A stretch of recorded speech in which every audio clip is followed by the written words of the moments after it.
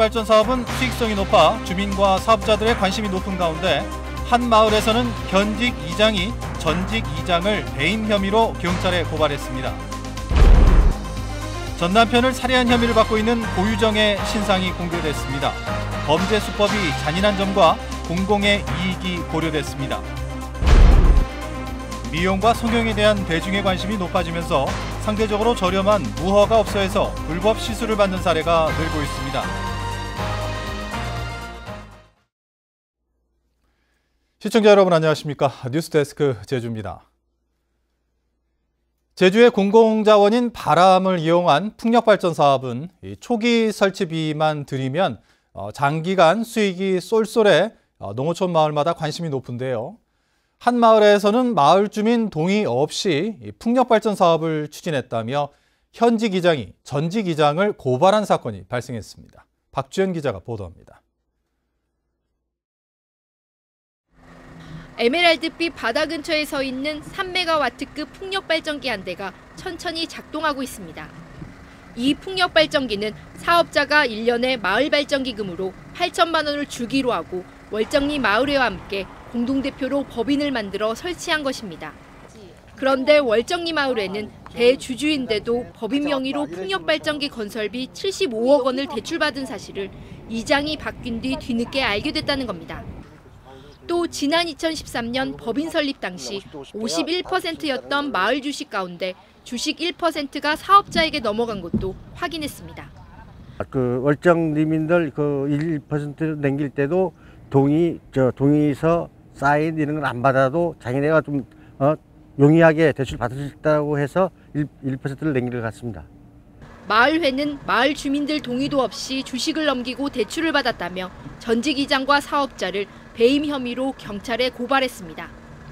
하지만 전 이장과 사업자는 마을 주민들에게 설명을 내 법적 절차에 맞게 추진했다고 밝혔습니다.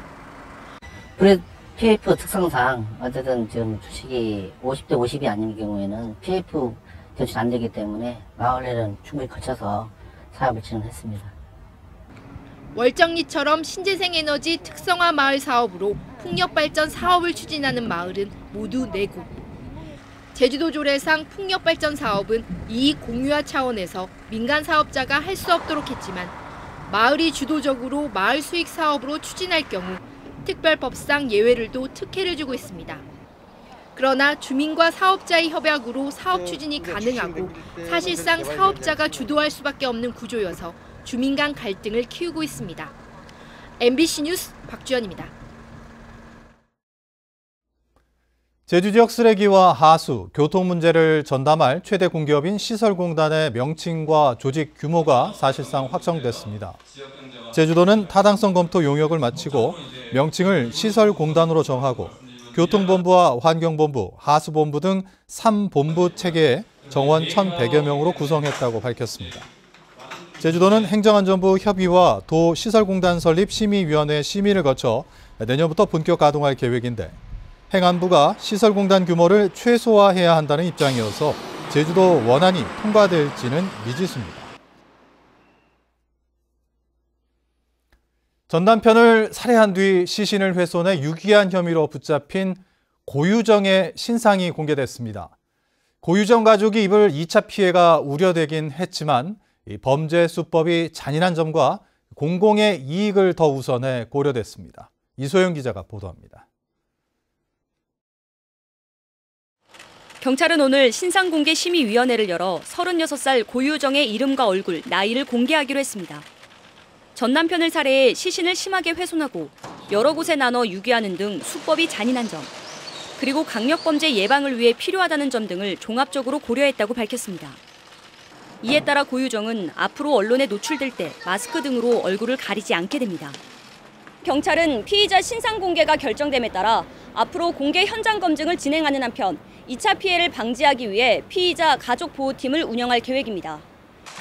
고유정의 얼굴은 이번 주 현장 검증이나 다음 주 검찰 송치 때 공개될 것으로 예상됩니다. 현장 검증은 살해 장소인 펜션은 물론 시신을 유기한 정황이 있는 완도행 여객선 항로, 그리고 또 다른 유기 장소로 보이는 경기도 김포 등에서 진행됩니다. 경찰은 고유정의 진술과 여객선 CCTV 등을 바탕으로 해경 등의 협조를 얻어 수색을 벌이고 있지만 피해자의 시신은 아직 발견되지 않고 있습니다. 저희는 가장 최우선적인 사항이 해경의 도움을 받아서 형님의 유해를 빨리 되찾고 싶어요. 지금 당장 이 생각밖에 없고요. 피의자에게 제가 할 수 있는 강력한 법적 책임을 물을 수 있도록 160cm인 고유정이 180cm, 80kg의 건장한 전 남편을 과연 혼자서 살해한 게 맞는지 하는 의문에 대해 경찰은 국과수 전문가 6명을 투입해 혈흔의 형태를 분석하고 있습니다.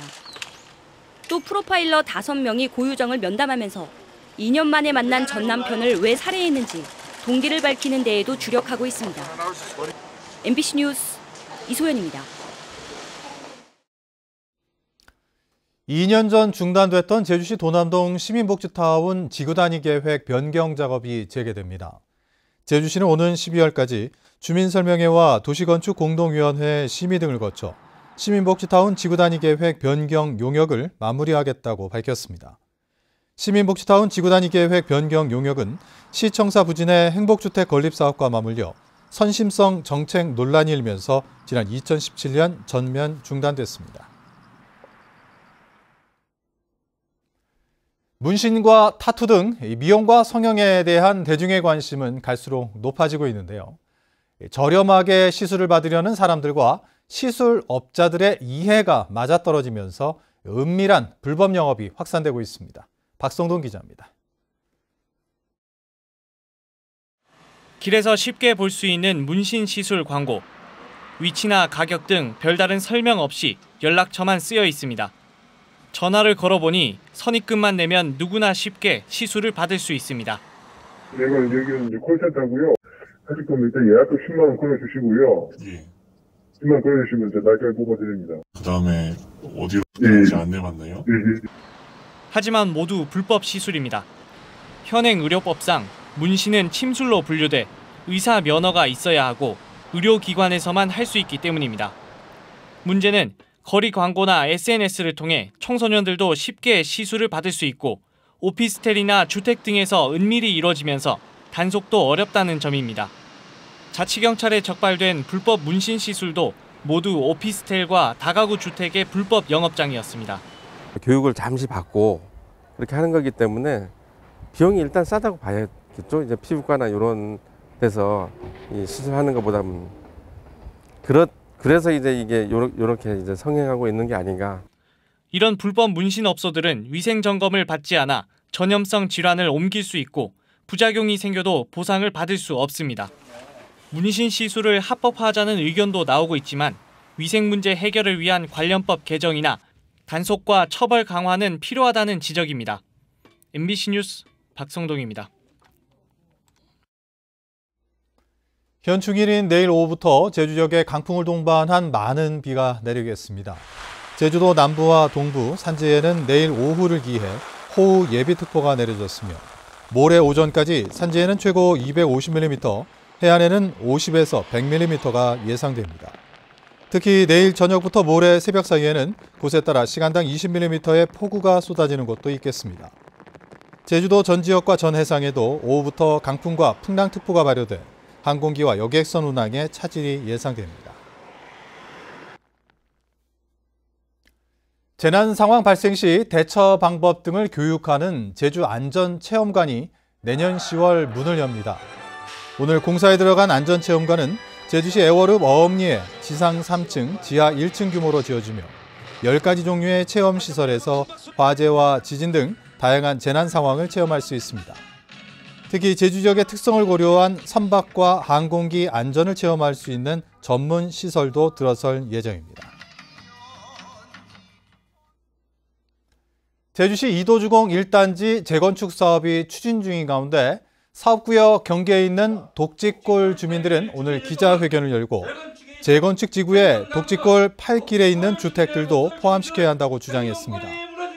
이들은 재건축이 추진되면 주공아파트와 옹벽 하나를 사이에 두고 있는 독직골은 재건축 지역보다 지대가 낮고 지반이 약해 주민 안전이 위협받게 된다며 사업지구의 재조정을 촉구했습니다.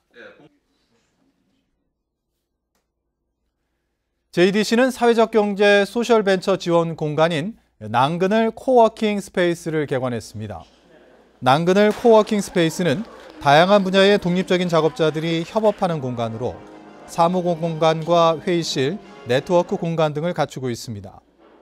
JDC는 지난해부터 사회적 경제 확대와 일자리 창출을 위해 제주형 소셜벤처의 성장을 지원하는 낭그늘 사업을 추진해왔습니다. 양돈장을 악취 관리 지역으로 지정한 행정처분은 정당하다는 법원 판결이 나왔습니다. 제주지방법원은 양돈장을 악취 관리 지역으로 지정해 냄새 방지 시설을 의무적으로 설치하도록 한 제주도의 행정처분이 부당하다며 양돈농가 44살 김모 씨 등 56명이 낸 악취 관리 지역 지정 결정 취소 소송 항소심에서 청구인들의 항소를 기각했습니다. 이로써 양돈장을 악취 관리 지역으로 지정해 축산 악취 문제를 해결하려는 제주도의 정책이 탄력을 받게 됐습니다. 광주고등법원 제주 제1형사부 이재권 수석부장판사는 공직선거법 위반과 명예훼손 혐의로 기소된 한광문 전 대변인의 항소심에서 1심 무죄를 파기하고 벌금 600만 원을 선고했습니다. 재판부는 한 전 대변인이 사실관계 확인을 소홀히 하고 당사자에게 확인 절차도 거치지 않은 것으로 판단했습니다.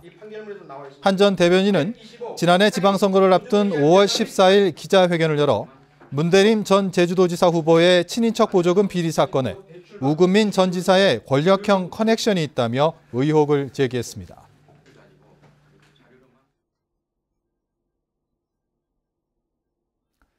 뉴스데스크 제주를 마칩니다. 시청해주신 여러분 고맙습니다.